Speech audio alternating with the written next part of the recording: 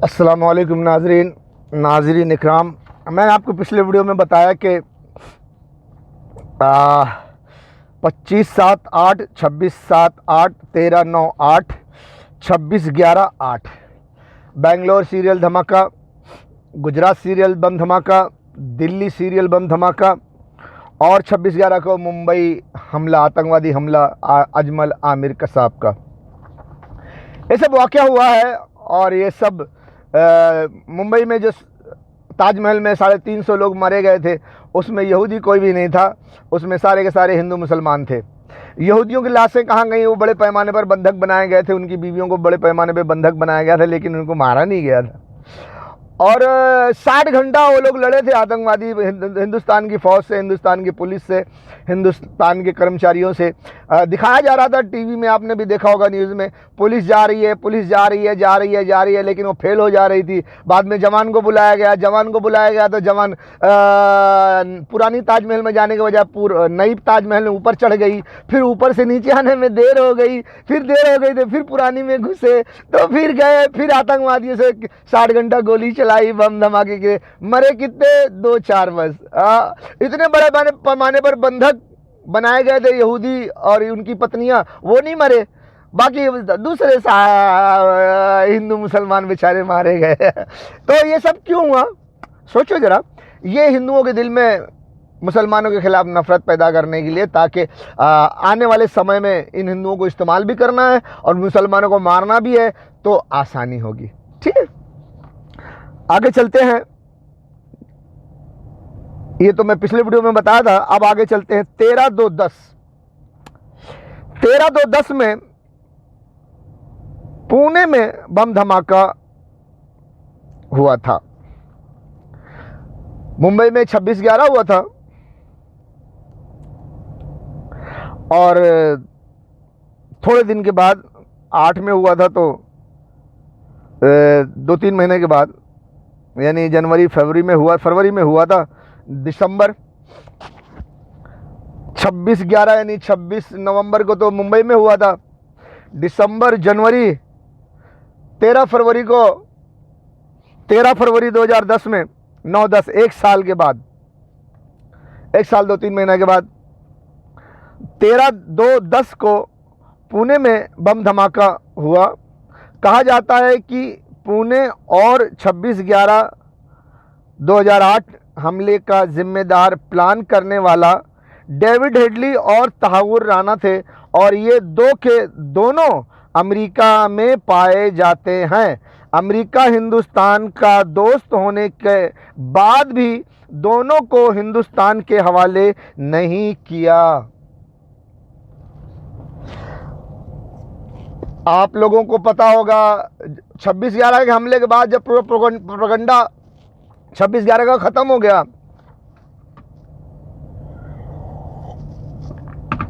26/11 का प्रोपेगेंडा खत्म हो गया, तो इसी 26/11 में के बाद मीडिया वालों में और ये पूरे सारा शोर जोर उठा के 26/11 का पूरा मास्टरमाइंड प्लान करने वाला डेविड हेडली और तहावुर राणा है। और डेविड हेडली, तहावुर राणा अमेरिका में है। ध्यान करना, ये बुद्धि भ्रष्ट नहीं हो गई होगी तो इसको खोलो। विनाश काल विपरीत बुद्धि, तुम्हारी बर्बादी आने वाली, इसलिए बुद्धि भ्रष्ट हो गई है। मैं तुम्हारी बुद्धि को खोलना चाहता हूं, जरा खोल लो। ठीक है, डेविड हेडली, तहावुर राणा ये मास्टरमाइंड थे। ये सब राज खुला कभी 26/11/8 को जब धमाका हुआ। कहां? पुणे में एक जोरदार धमाका हुआ था। कितने तारीख को? 13/2/10 को। तो पुणे में जो धमाका हुआ तो वहां से छानबीन हुई। वो सब किस्सा कहानी तो पहले से बना हुआ था, खोला गया सब, फिर सब प्लानिंग के तहत हुआ था ना। तो बहरहाल बताया गया कि 26/11 का मास्टरमाइंड डेविड हेडली, तहावुर राणा थे। इन्होंने सब कुछ किया था। और ये लोग दोनों कहाँ हैं? पाकिस्तान, अमेरिका में हैं। उनका कनेक्शन पाकिस्तान से जोड़ा गया, लेकिन वो हैं कहाँ? वो थे कहाँ? अमेरिका में। अमेरिका के अंडर में है। हिंदुस्तान ने मांगा भी, क्या मांगेगा हिंदुस्तान, लेकिन हिंदुस्तान के हवाले उनको नहीं किया गया। कहा जाता है, उस वक्त न्यूज़ में बताया भी गया था कि डेविड हेडली ताजमहल होटल वाकया 26/11 होने से पहले ताजमहल में आए थे, वहाँ ठहरे थे, मुंबई में आए हुए थे, वहाँ कुछ लोगों के साथ उठना बैठना उनका था। तो वहाँ पर एक न्यूज़ ये भी है कि जिसको नहीं मालूम है तो मालूम हो जाए। फिल्म में काम करने वाले एक है महेश भट्ट। महेश भट्ट अपनी सेक्सी फिल्म बनाने पर मशहूर है। पूजा भट्ट के बाप, पूजा भट्ट के बाप जिसकी पिक्चर सड़क थी संजय दत्त के साथ, पूजा भट्ट की, उनके बाप महेश भट्ट जो उनके डायरेक्टर थे उस फिल्म के, महेश भट्ट के बेटे के साथ इल्जाम लगाया गया था कि कुछ पार्टीज में महेश भट्ट का बेटा डेविड हेडली के साथ देखा गया था, उनकी दोस्ती थी। तो कुछ मामला मैंने टीवी में न्यूज़ में सुना था, उनको भी शक किया जा रहा था कि महेश भट्ट का, उनके बेटे का भी इस आतंकवादी डेविड हेडली से कोई ताल्लुक, कोई कनेक्शन, कोई कनेक्ट होगा। बहरहाल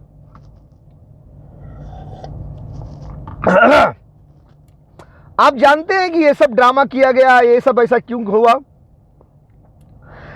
ये पहले प्लान के मुताबिक हुआ था, क्योंकि मैं छोटे में बताऊंगा। ये पहले प्लान किया गया था कि जब बंबई में 26/11 ऐसा अंजाम होगा तो टीवी पे बैठकर एंकर और डिबेट में बहुत सारे लोग मुंह खोलेंगे, बहुत सारे लोग बोलेंगे।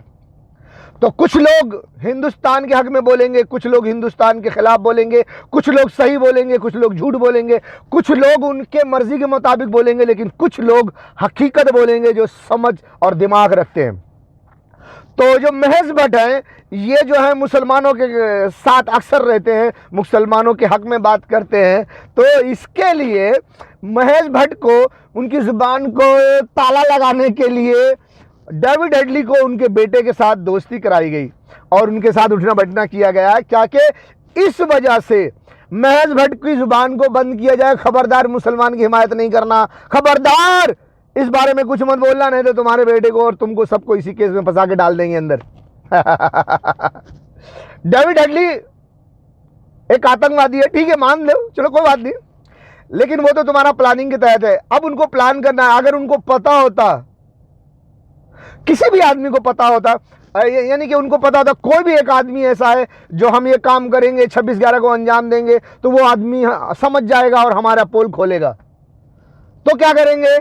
तो पहला उसका प्लान बनाएंगे, ऐसा करो डेविड हेडली को उसके पास भेजो, दोस्ती करेगा, क्योंकि अभी केस हुआ नहीं है, तो उससे दोस्ती करेगा, उसके साथ उठे बैठेगा, बातचीत करेगा और चले आएगा। और ये सब कैमरे में आना चाहिए, वीडियो में आना चाहिए। क्यों?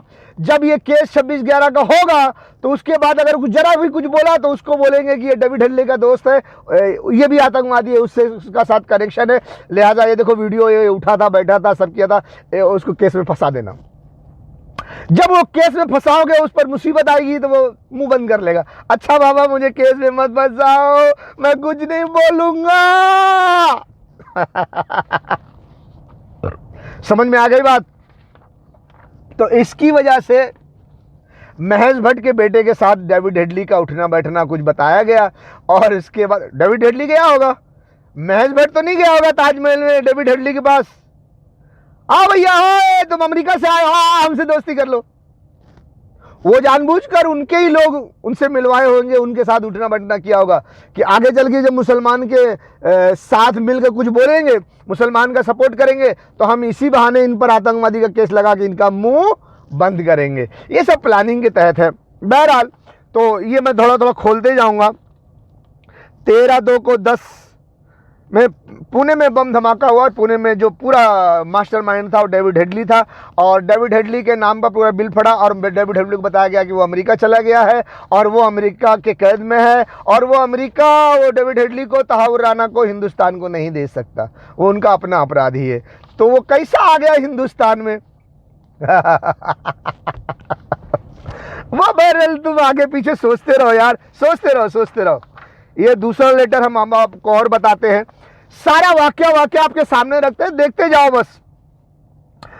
और अब जरा कुछ बातों पर गौर करें। मैं आपको ये लिखा भी हूं मैं कि जरा कुछ बातों में गौर करें, क्योंकि पुलिस वालों को देना था और बड़े बड़े अधिकारियों को समझाना था।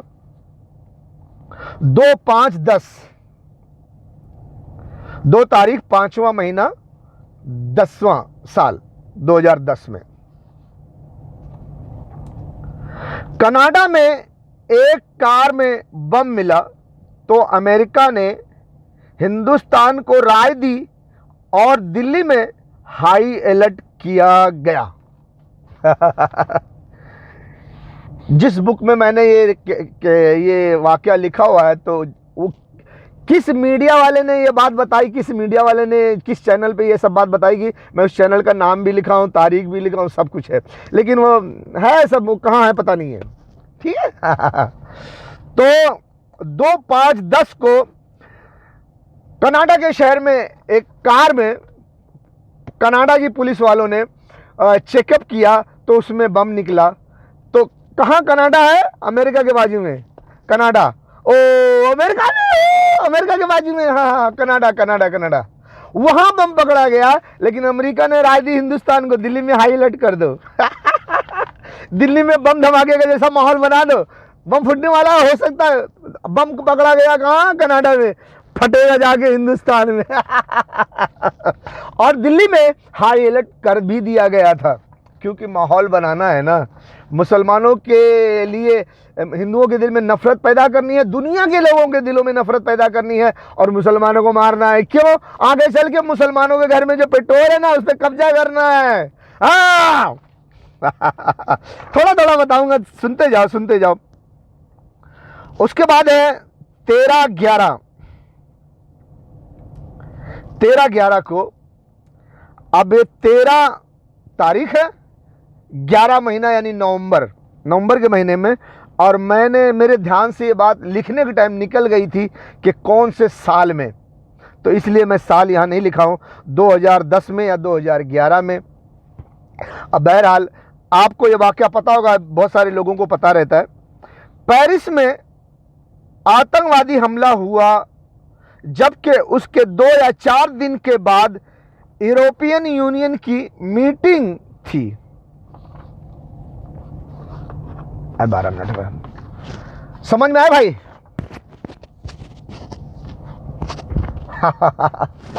13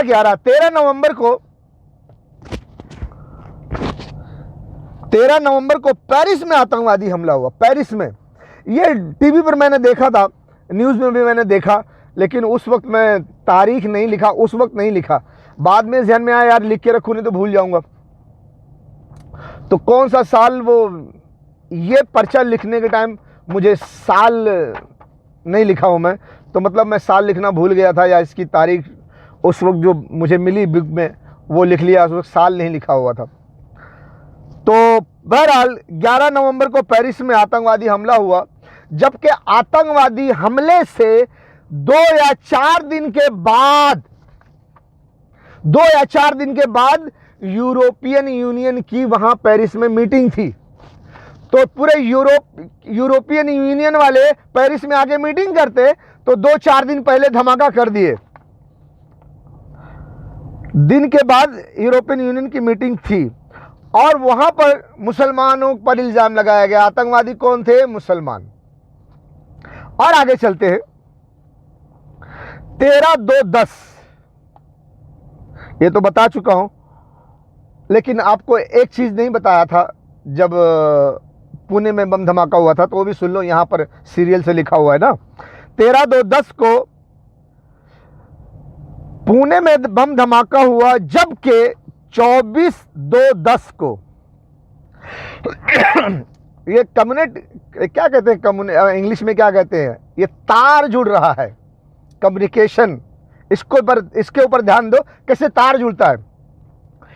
13 नवंबर को पेरिस में बम धमाका हुआ, 2-4 दिन बाद उसके मीटिंग होने वाली थी यूरोपियन यूनियन की। यहां पर 13/2/10 को पुणे में बम धमाका हुआ, लेकिन 24 तारीख को यानी एक 11 दिन बाद 24/2/10 को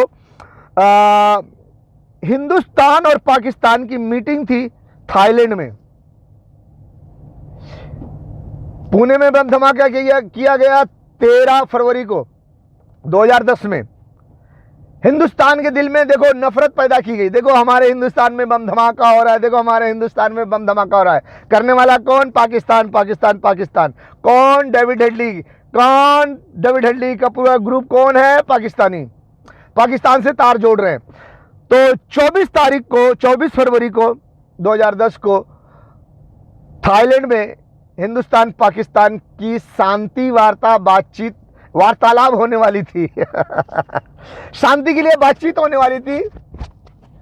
तो यहाँ 13 तारीख को 11 दिन पहले पुणे में धमाका कर दिए। हालांकि 1 साल के पहले 26/11 का हुआ था ना, एक अटैची भर के केस सबूत जो है, एविडेंस जो है वो यूनाइटेड नेशन में दिया गया था। बावजूद इसके अभी 13 फरवरी 2010 को थाईलैंड में हिंदुस्तान पाकिस्तान की एकता की बातचीत हो रही है कि दोनों एक दूसरे से मिल जाएं, दोस्ती कर लें। तो ये बातचीत करने के लिए मीटिंग करवाई गई थी। तो 11 दिन पहले दोस्ती ना होने पाए, उसके लिए 24 फरवरी को 2010 में सॉरी यार, मैं उल्टा चले गया। 24 फरवरी को 2010 को मीटिंग थी कि एकता कर दी जाए, दोनों में, हिंदू मुसलमानों में दोस्ती कर दी जाए, दुश्मनी खत्म कर दी जाए, एकता वार्तालाप होगी, बातचीत होगी कि हिंदुस्तान पाकिस्तान एक हो जाए। तो हिंदुस्तान पाकिस्तान एक ना होने पाए, तो 24 तारीख से 11 दिन पहले 13 फरवरी को ही 2010 में धमाका कर दिए पुणे में। कहीं ऐसा ना हो यार कि 24 तारीख को जो मीटिंग है उसमें हिंदुस्तान पाकिस्तान एक हो जाए। तो 13 तारीख 11 दिन पहले ही धमाका कर दिए पुणे में। देखो यार, तुम लोग हमको बम फोड़ते हो, हम तुमसे कैसे दोस्ती करें? तुम आतंकवादी हो। समझो इस बात को। 26/3/15 या 2016, यहां भी भूल गया हूं मैं साल लिखना कि कौन सा साल था, 2015 था या 2016। देखो आगे बताते हैं। 26 तारीख, तीसरा महीना, जनवरी फरवरी मार्च, 26 मार्च को 2015 या 2016 में बेल्जियम के एयरपोर्ट पर बम धमाका हुआ। आपके पास खबर है क्या अभी भी शेड्यूल्ड है ये प्रोग्राम? देखिए, विदेश मंत्रालय के अधिकारी बता रहे हैं कि अभी ये प्रोग्राम शेड्यूल्ड है और बहुत कम गुंजाइश है कि इसमें कोई फेरबदल होगा। उसका सबसे बड़ा मकसद यह है कि भारत का शुरू से एक स्टैंड है कि आतंकी हमलों का मुकाबला करने के लिए सारे देशों को एकजुट होकर रहना होगा। और भारत चाहेगा कि ऐसे समय में वो यूरोपियन यूनियन को भी ये संदेश दे कि आतंकी घटना के, हर किसी आतंकी घटना के खिलाफ भारत उनके साथ खड़ा है। और ये उम्मीद यूरोपियन यूनियन के देशों से भी की जाती है। वही बात है, पेरिस हमले में हमने देखा कि पूरी दुनिया ने एकजुटता दिखाई थी। अब बारी ब्रसेल्स हमले के भी जी मनीष, आपको रोकना चाहिए, वक्त हमारे पास नहीं है। तस्वीरें आप देखते रहिए, जो कि हम बता रहे थे कि एयरपोर्ट पर हमला हुआ है। ब्रसेल्स की हम दिखा रहे थे तस्वीरें, जहां पर 11 लोगों की मौत की खबर है, 20 लोग घायल हुए हैं। अब आपको बताएंगे इस खबर में और क्या अपडेट्स आ रहे हैं लगातार हमारे पास, लेकिन एक छोटे से ब्रेक के बाद।